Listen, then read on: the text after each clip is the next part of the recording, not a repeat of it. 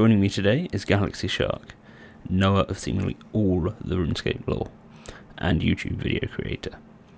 He's produced videos on many of the different quest lines, areas and characters, each going in depth to explain reasoning for the events that happen in Gielinor, and the history of the entire world.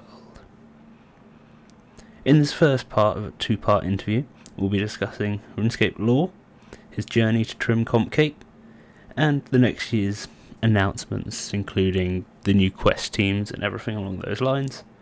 We'll also touch on RuneScape Mobile, so join me as I head into the mind of GalaxyShark. Hello, GalaxyShark. Welcome. Hello. Welcome. Hi. Now, let's get into it straight away. In-game, why did you start playing? Why did I start playing? 2008, I think it was, possibly 2009. So I was quite young. On miniclip.com, which is an old game. What a website that was. Yeah. And a couple of my friends from school had started playing it. I don't know how they got into it, but they started playing it. And one day, one of them made me an account. Didn't know what the game was. He'd never told me anything about it. He just comes up to me one day and goes, "Oh yeah, I made you a RuneScape account." I'm like, "Thanks." So I started playing that, and then that kind of happened for 10 plus years, and I didn't stop playing. So that's how I started. You've never really had breaks. You got into it, and then sometimes I'll feel like a bit burnt out, and I won't play as much for like a month or so. Might start focusing a bit more on other games, but I'll still come on to do my dailies, things like that. I never really tried to quit or anything like that. Cool. And obviously the username was that. Well, I imagine this isn't the original username that was set up for you. It's not the original username. So my original username was Ninja ONC, because ONC being my initials, and ninjas are cool, you know. And also I did karate, so that was kind of seemed relevant. I think it was also my Club Penguin name. And then a while I got bored of having it as that, so I changed my name to Darrock4, but spelt Darrock wrong, and put the A and the H the wrong way around. So I changed that very quickly, and then I met someone a while ago who went by the name of Windshark, and we were really good mates in RuneScape, and we'd always make our names so we were kind of similar. So there was a point where he was Windshark, I was Windshark9, and then he was GalaxyShark with a space, and I was GalaxyShark without a space. And that's just, I kind of stuck with it since then, because it got to the point where people in my clan just knew me as that. That was how people knew me, so I just kept it. Yeah, no, and then keep changing it. Yeah, the other GalaxyShark stopped playing anyway, so I don't even know what he's like. Yeah, I've got nothing else to change my name to. So did any of the friends that initially set your account up still play, or not? No, they stopped within a few years of starting.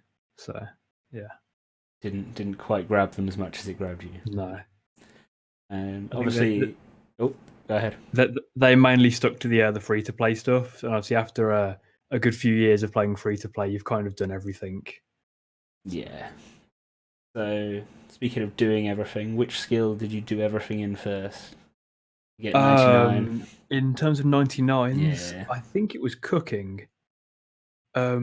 Because I just wanted to get a really easy one, because for some reason I decided having a 99 would be really beneficial to my account.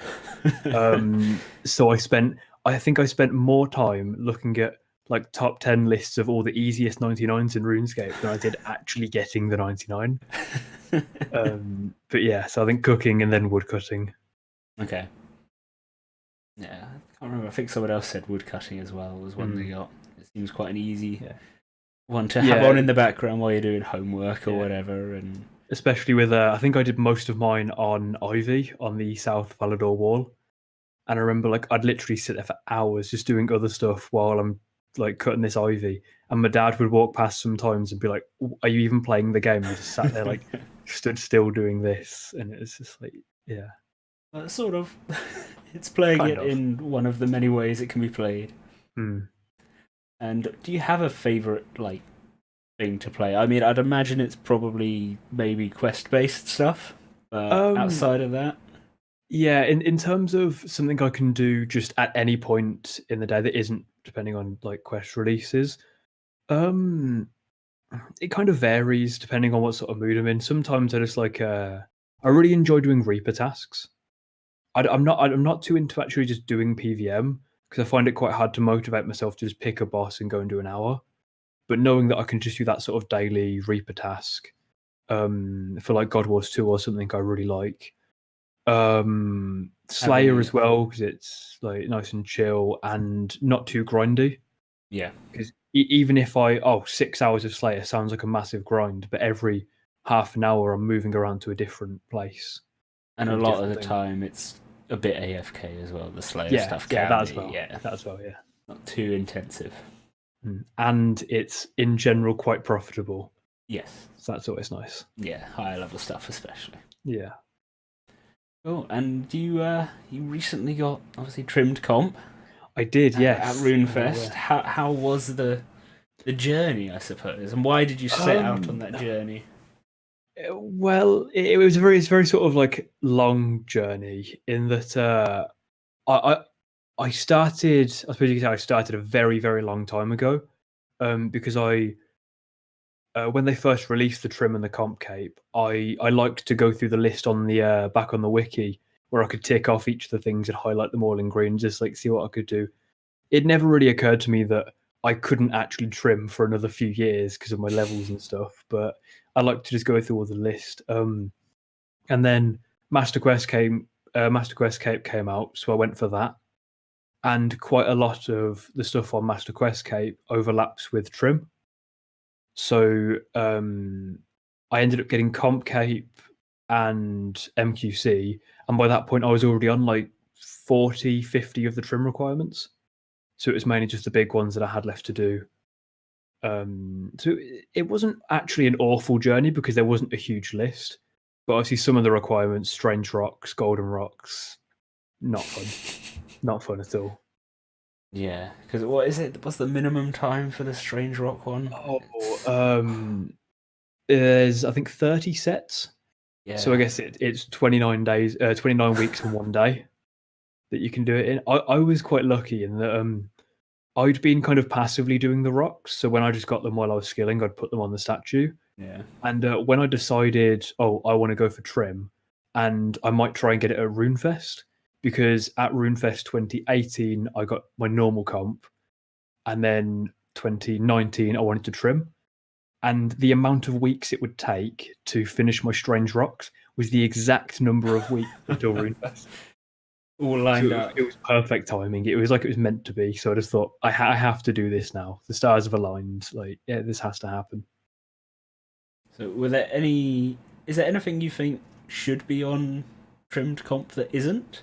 Yes. Gobi reputation and God Wars 2 reputation. I think there's such a big emphasis in completing them. There's even now an achievement category for reputation that only has those two things in. And I feel like it would have been so much easier if they had have just put them into Slid them in. comp or trim. And also I want Reaper back on comp. I'm not happy that they took it out. I agree with the decision to make Reaper separate, in the sense that so that PVMers can get their boost without having to do all the rest of it. But I don't agree that Comp Cape shouldn't require it, if that makes sense. Yeah, so it can be separate, but Um, then it's also a yeah, it, requirement for the extra. yeah, like how if you want the Max Cape boosts, you don't have to comp. But if you want the Comp Cape boosts, you have to max. Right. I think Yeah. Reaper should have worked like that. So you can get the Reaper boosts without comp, but you shouldn't be able to get the comp boost without Reaper. It seems a sensible way of doing it, really. Yeah. Yeah. And I think the big argument for, I think one of the big arguments for why they took it off was too many people felt like they were forced into doing comp for these boosts. And that's why they took these things out. But by doing the changes that they made it so you no longer feel pressured to get comp. So now it doesn't matter what's on comp. So it's almost a You're not- case of when people have Yeah. Reaper, they don't. There's no real motivation to go for comp. Yeah.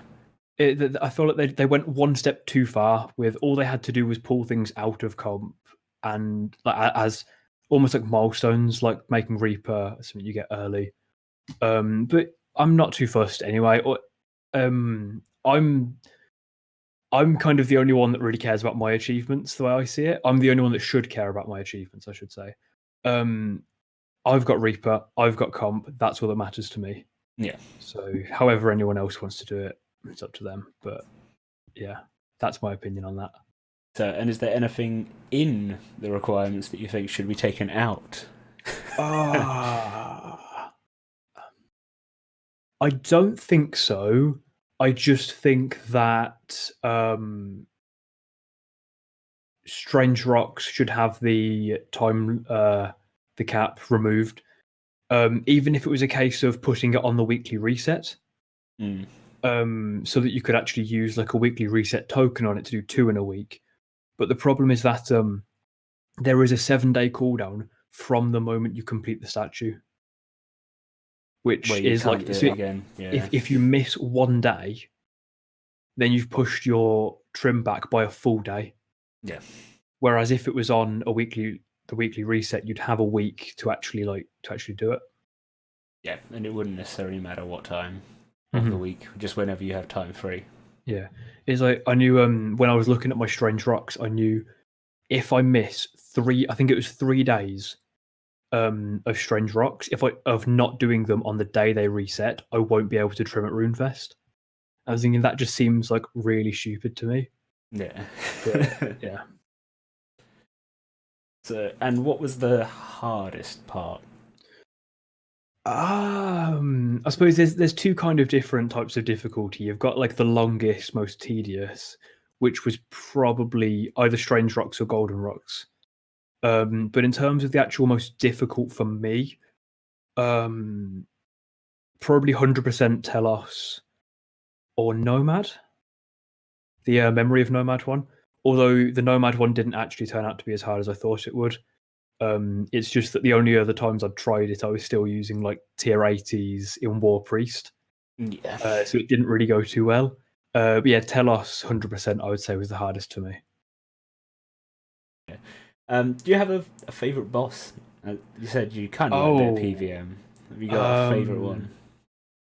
So my favorite boss from a design perspective is Hellweir.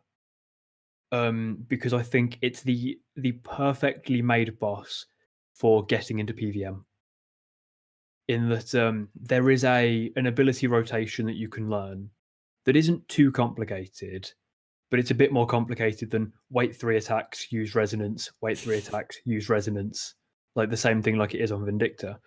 But then also it's not too punishing if you get it wrong. So like if you miss, I don't know, a freedom, then you'll take a bleed, you'll take a bit of damage. Oh, hello, up in there. there we go. And so yeah, it's like it's not too punishing, but also it's quite rewarding to learn the rotation. So I ended up doing quite a bit of Hellweir that taught me kind of how to get into using keybinds and things like that. Then gave me the confidence to go and do a Raxor. And then doing a Raxor allowed me to go and do Telos. So I think my favorite boss is Hellweir just for that. And also, it wouldn't be me if I didn't say I liked the lore around Hellweir too. The one Kyoweir or Psyweir elf that came off Tardiad to save his people. I think that's just really cool. Yeah.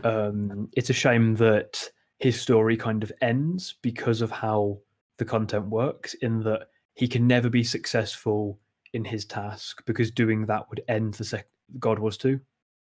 Yeah, that's never going to happen. But I like the story. I like how the boss is made. It's decent money as well, especially for how simple it is. So yeah. Hellweir. I've done a couple of Hellweir kills, but I find it trickier than Araxi and Araxor, if that makes sense. I don't know. Right. I feel like I take more damage at Hellweir, and I'm not sure Right. quite where it's coming from. So I just think I don't quite understand it yet. Yeah, I suppose it's just about practice, because like if you can minimize your damage throughout the main phase, and then you can resonance on the one where like stands up and swipes down, Yeah. you should get most of your health back. So it's like quite nice at that. It's just learning the. I guess it's because I don't really do any like shield switches and anything like that yet, which you don't. That was something I always found that like it was very hard. I always used to get quite flustered thinking about prayer switches and things like that, until I started doing something like Hellweir, where I occasionally switch my prayer between Soul Split and Deflect Melee. I occasionally equip a shield, and it also allowed me to experiment with my keybinds. So like I've got my my 3 resonance keys, so equip shield, resonance, equip my scythe, all right next to each other. So I kind of experimented with like that sort of thing. I can just like roll my hands across the buttons and it all does it. It's just finding something comfy that works for you. I found as well that like obviously there are different streamers and stuff, different YouTubers that have their guides for. I know Ryan has the RS guy has one for his keybinds, and I think it's great to have an idea like that. But I found it more useful to just experiment with my own. Yeah, obviously, like he's done what makes sense for him. What like in his head, this is where these should be.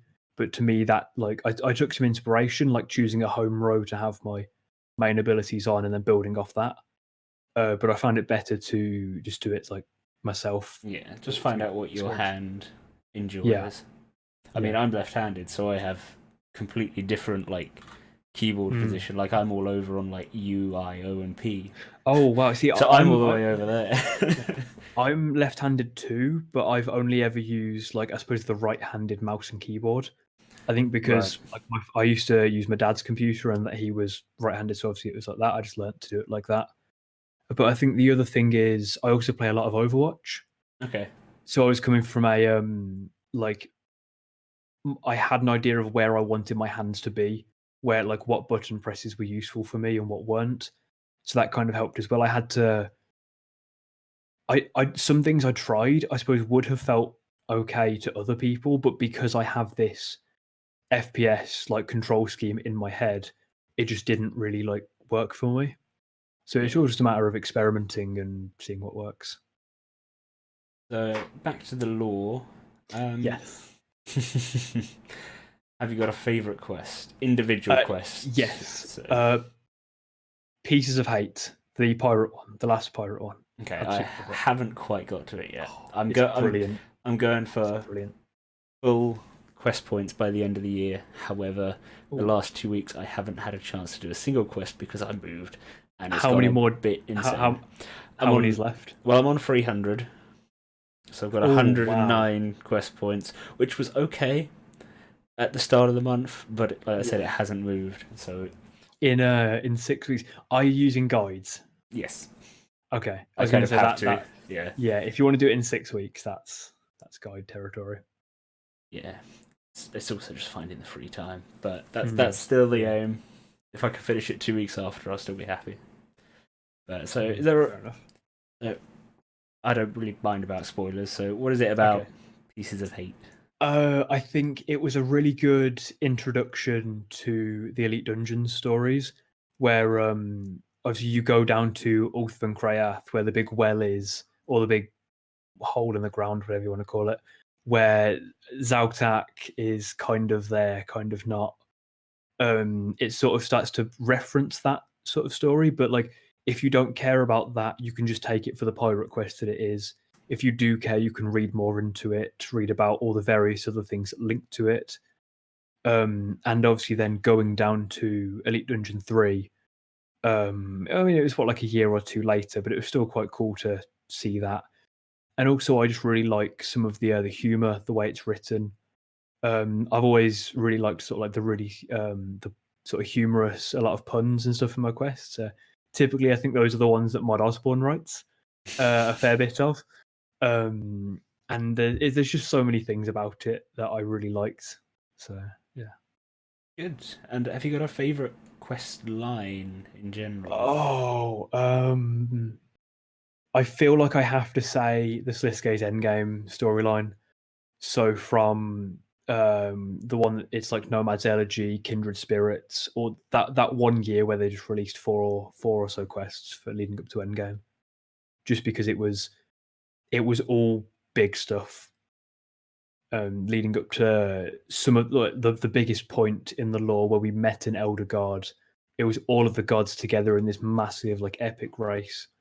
And I think I also enjoyed it a lot more. I say enjoyed it a lot more because I did the Sliske's Endgame maze on release without a guide. I've only heard things about this. Apparently, that didn't work out too well for everyone else. It took me about an hour and a half to get through, which I thought was like pretty slow myself. But I get out of it and I look at streams and people are still on the first of the 2 floors, and I'm like, guess it wasn't that bad then. And then obviously culminates in this big boss battle, which for me, especially back then, I wasn't too into PVM. That was a very difficult fight for me. To then have this big reveal of, oh, Sliske's kind of in the adventurer, but kind of not. Like, he's kind of dead. Maybe he isn't. Also, maybe he's working for an Elder God. It's just, yeah, the build up to this massive moment of the Stone of Jas being destroyed and all the spoiler alert, by the way, the Stone of Jas is destroyed. Yeah, it's one of the most lore heavy ones. I really liked that. And if you had a favourite like event that's gone on in the world, because obviously, how many world events were there? There were a few. 3, maybe 4, if you count Braska Prime versus Marimbo. For Cabbage Face Punch Bonanza, but I think they said that wasn't a proper world event, so that's a shame. But I really liked the second world event, Armadillo versus Bandos. The fact that it was the Saradomin versus Zamorak one at the start was cool, but it was very centralized to one area. Sure, you can go off and skill in other places and collect a few fragments, but it wasn't very. It was in that one area. Whereas with the Armadillo and Bandos one, if you were anywhere in, what is it, Asgarnia? So like Asgarnia or Mythsalin, mainly Asgarnia. So like the whole Falador area, you've got all these roaming warbands, all these different. It's PvP everywhere, so you can just like you pick a side and you're fighting for it. The outfit, the War Priest armor is really cool, and also it was, God, I must have been like 14 when it came out, so that was quite a big. Was it a good like, age? A big thing for me, yeah. So I'd say out of the world events, probably that. In terms of the more recent ones, I really liked last year's Halloween event with the Till Death Do Us Part, when all the 4, technically 5 horsemen, if you include Frank, come in, and then also Lucian kind of appears. And there's some interesting implications of that towards like the Zautak story and all that sort of stuff. So yeah, I really liked that Till Death Do Us Part 2. Oh, and have you got a favourite individual NPC from any quest? Oh, I don't know. The first one that comes to mind is the Wise Old Man, but I thought like that's a really generic answer, and also he's actually not that cool because he just kind of like he's just old. Sure, he robbed a party hat once, but he's just old. I don't really know, to be fair. I like Sliske. I do quite like Sliske. The mystery around it, the fact that he's, especially I theory craft a lot, so I have a lot of headcanon about Sliske that might not actually necessarily be correct, but I like how he's kind of bad, kind of good. He's very mysterious, very light-hearted, but also one of the most powerful beings like there is. So yeah, pretty Sliske. All right. And going back to like quest puzzles and things like that, have you always gone no guides, or was there any that you had to do a guide the first time through? Okay. Elemental Workshop 3, that's a given. I don't think anyone's done that without a guide past like since the quest came out. That's the multi-layered gear thing, isn't it? To be fair, I still don't really understand what the puzzle is. I just did what the guide told me to do, and I did it. Morning's End Part 2 is probably the other big one. When I completed it, I was a lot younger. I hadn't really got properly into questing, so I think I used a guide then. But since then, I've done it on, I think, 3 accounts, and we won't question who owned those accounts. But I've done it on 3 accounts without a guide. Okay. I actually just really like the puzzle, mainly because like I actually understand what it is that I'm trying to do, as opposed to the Elemental Workshop one, and yeah, I just like that one a bit more. I know that's quite a controversial thing to say, but yeah, I like Morning's End Part 2. I mean, I think out of the two, most people would probably go Morning's Yeah, End. I think if they ever had to do one yeah. without a guide. Especially since it's a much more beneficial quest. Yes. You either get some fancy coloured armor that's actually really bad, or more progress towards Prifdinus. I know what I'd pick. Yes. Big goal, that. And back to, like, quests in general. Obviously, there's quests that have aged throughout the game. Now, do you think some of these older ones, obviously they've updated a few and rewritten a few, but are there any in particular you think could do with a little bit of a look at? I think the main thing for me is updating them graphically. I think mechanically keep the quests the same, because once you start changing quests, you have to change a fair bit. You have to change like quite a bit. But obviously, if a graphical update, so when they changed the Black Knight's Fortress from being this little tiny castle on the side of a mountain to this huge fortress, they changed it from the Black Knight's Fortress quest to Death of Chivalry. I think that's cool because it tied it in a bit more with the relevant content. But I think we keep quests how they are, but focus on updating them graphically and also bringing some of the. One of my biggest pet peeves is incomplete. Yeah, basically incomplete stories.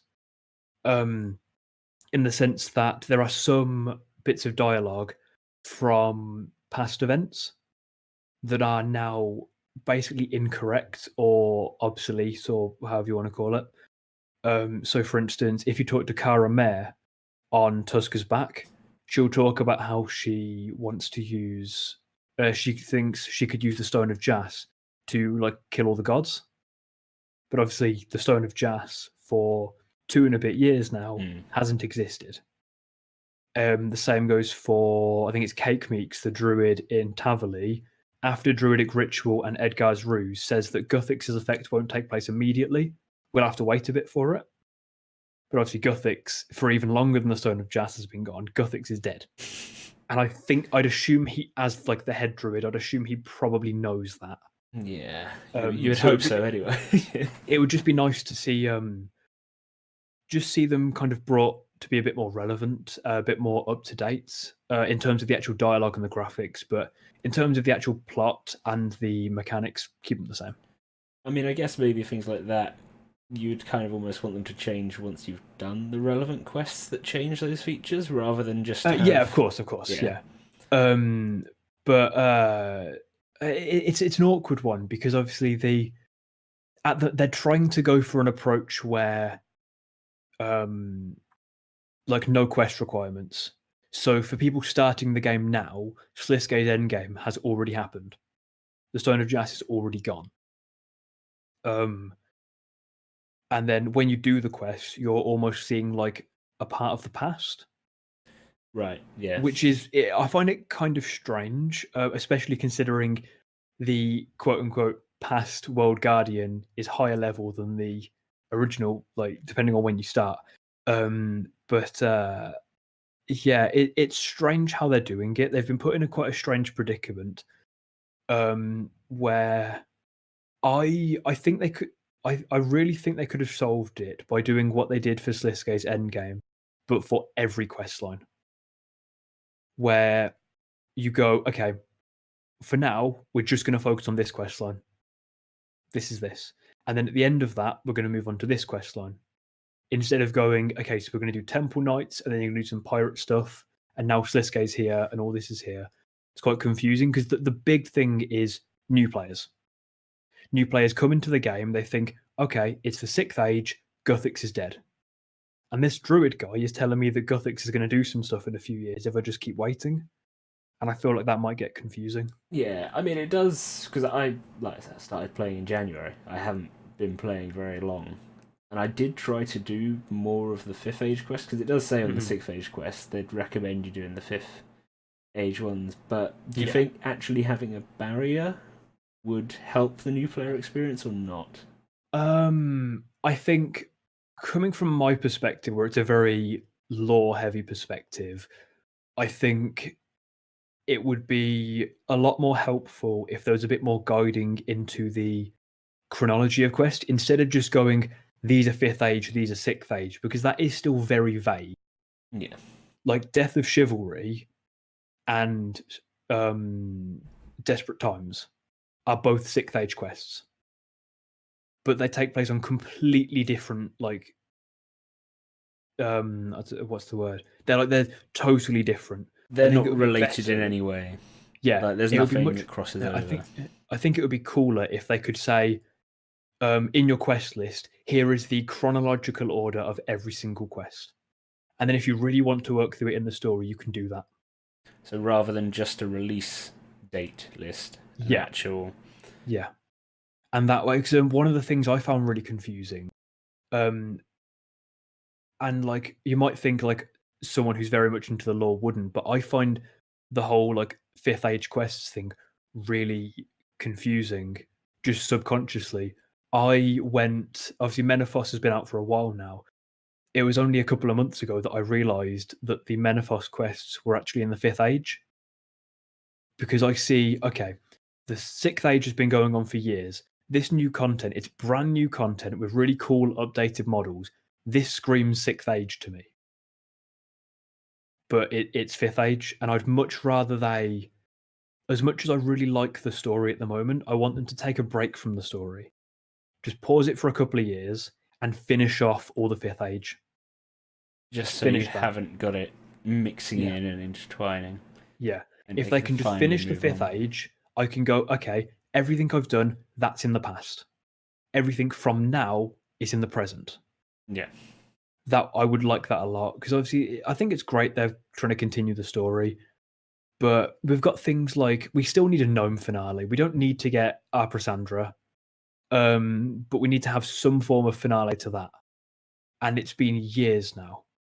There's so many other stories they talk about in the annual survey. Oh, do you want all of these different quests? And it's like, yes, we do.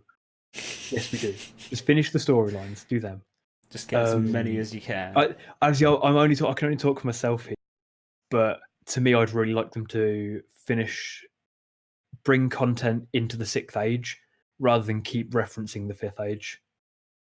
And that would again bring with it the different chat lines where they're still in like past events. If they just bring the entire game into the 6th age, into the current era, I think that would be great. Cool. I think I went on a bit of a tangent there. Yeah, no, I think you got there. Still not sure what the question was, but yeah. It was about old quests being updated, I think. Yes, that's it. Yeah. So obviously we've got we had all the announcements at the keynote, Runefest. That's a month and a half ago now. Yes. You have a favourite one? Okay, yeah. The big one is the announcement of these individual teams they're doing of the mods, where it's like, instead of having here's the what's the word, episodic content team. There's the episodic content team, and then also there's the team that just do quests. That's the big one for me. You probably guess. There's the team that just do this, team that just do that. I think that's really cool, because that way, this past year we've had 3. We haven't had a huge amount of quests. I'm trying to think, because I played in January. We've had quests. We've had Curse of the Black. What's it called? Curse of the Black Tide. Curse of the Black Stone, which was the Elite Dungeon quest. Yeah. We've had Chef's Assistant, which was fun, but it was also like 10 minutes long. Yeah. If you didn't eat the breadcrumbs or whatever it was, I managed to eat. Yeah. Well. Yeah. The biscuits, that's and, it. and Desperate Times, which was cool that it started a story, but I think it's been plenty of time since they started this story that we kind of need a continuation now. Yeah, It's nice that, like, it's going to be nice that they've gone, okay, this team is exclusively going to do quests. We will guarantee that we will have these people making quests, so that we've got 4 confirmed for the next year, and that's 4 main story quests. So not just these short little things, because Not Chef's obviously Assistants. we had the jam thing, whatever they called it. I can't remember. Where So the they Araxor quest and things like that. Yeah, we're going to get the Desperate Measures, the City of Sentiston quest, the Azanadra quest, and then also any other smaller sub-quests like the Araxor quest, Violet is Blue 2, possibly a Lost Grove quest, things like that. So I think that would be really cool. And I mean, I also really like all the engine improvements that they're doing. So the things like loading times, the smoothed walking. I just really like all that sort of stuff as well. Yeah, because the smooth walking, it's just how it looks, really, isn't it? It's not actually 'Cause, like, affecting anything yeah, in the back. It's just what it looks like to you. exactly, and it's something that everyone can benefit from. Like me talking about questing, not everyone's into questing. Talking about bossing, not everyone's into bossing. But I don't think there is anybody out there who isn't remotely affected by their character moving. Yeah, it is one of those things as well, because, like I said, I've been playing for less than a year, and it's one of those things you have to get used to, the movement system. And that's the tick system, really, as well, isn't it? Yeah. Your clicks will be registered at some point in the next half second, and a half second of lag after playing lots of other games where it's almost instantaneous is it feels old. Being especially on like higher ping worlds, it's quite hard to do like tick perfect things. So it would be nicer to have a bit more lenience on that. Yeah, I mean, I'm not sure. I don't know if I'd really like it if they went down to the 0.1 second ticks. I feel like it changes so much if they ever did manage to do that. I think I'm not the most educated to talk about that, because I don't think I fully understand how ticks and things like that work. But I'm more so thinking just things that will smooth out the game, make the actual user experience a bit nicer, especially for obviously people coming in on mobile. A mouse and keyboard, it's a bit easier to do precise clicks.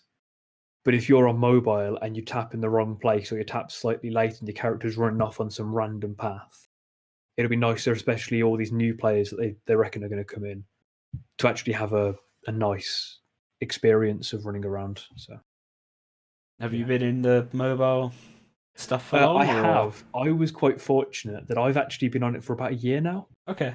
I managed to get into the beta following Runefest last year. I actually felt kind of bad because, oh god, my laptop keeps going into sleep mode. I felt kind of bad because at Runefest they announced that anyone there would get guaranteed access to the closed beta, and I wasn't sure how that would work. And it turned out they were going to send everyone a code, but the codes didn't get sent out until after the beta started.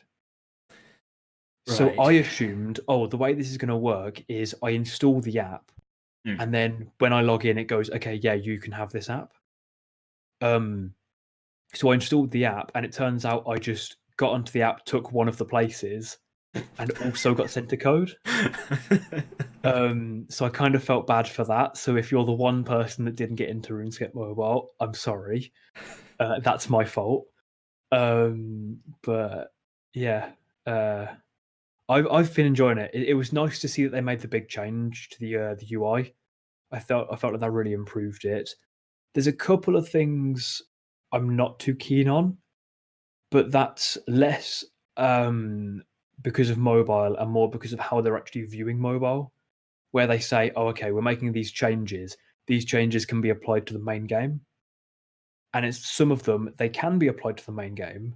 Whether or not they should be is a different matter.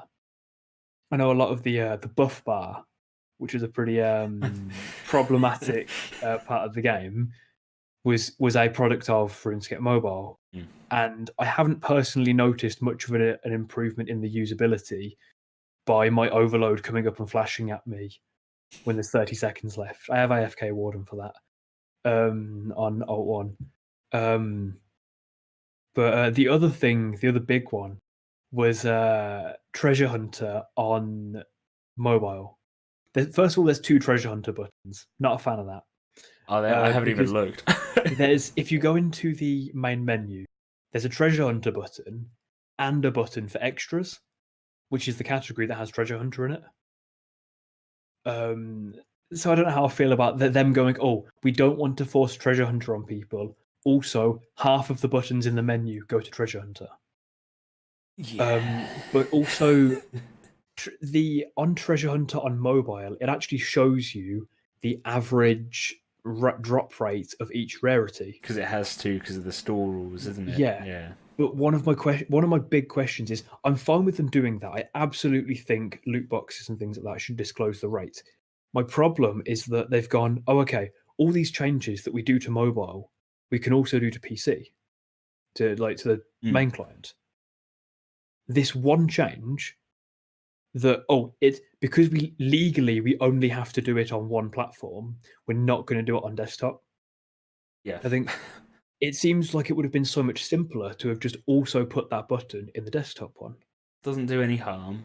No. It just informs people. Yeah. And I think it shows that little bit more thought about the players. It just confused me that there was almost a double standard between, things like the buff bar, things like all the different UI changes that they made. Sure, they can go in both, but why this one specific change that doesn't get to go in both? And it almost seems kind of shady that they know they legally have to do it on mobile, so they did it. But they also know that if they disclose that the rate for a purple is 0.02%, they know no one's going to buy keys. Yeah. Well, for a purple. So it does seem kind of shady. But yeah, mobile in general, I like it. Yeah, I mean, we'll wait and see, because they've got the yak travels or tails. I can't yak something. I think that's cool. Especially, I didn't realize they're also deactivating that's on. Apparently, one of my clannies seemed to have read that. Yeah, she's going on a break. She's going on holiday. An alternative to Treasure Hunter, as opposed to just more and more promotions, which I do think are cool. But just going back to the mobile topic, I don't think we're going to see the same as we did with old school mobile. It's not going to be trending in the stores every day for the next 6 months. It's not going to make RS3 relevant again. It's going to bring some players in. Yeah. I think it will have a positive effect. It will bring players in. It will mean people who can't necessarily play on their PC all the time can play a bit more. But I think all of the people who would have gone, oh, RuneScape Mobile, I'll go back and play RuneScape, are already back and they're already playing old school. It doesn't have that same nostalgia impact that old school could have. Not even necessarily the nostalgia factor. More a case of old school just was the first option. And everyone already knows of it. Yeah. Yeah. If anyone was going to see either of the RuneScape apps, I think if RS3 Mobile came up first, people would have gone, oh, RuneScape, I used to play that. I'll go and play that. And then RS3 Mobile would have been huge and old school mobile wouldn't have been.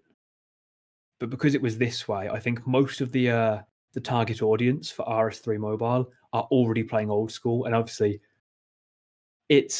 there's people. Some of the people who play old school don't necessarily want to play RS3 for whatever reason, which I understand. I don't really want to play old school just because I don't want to have to start all the grind and stuff again.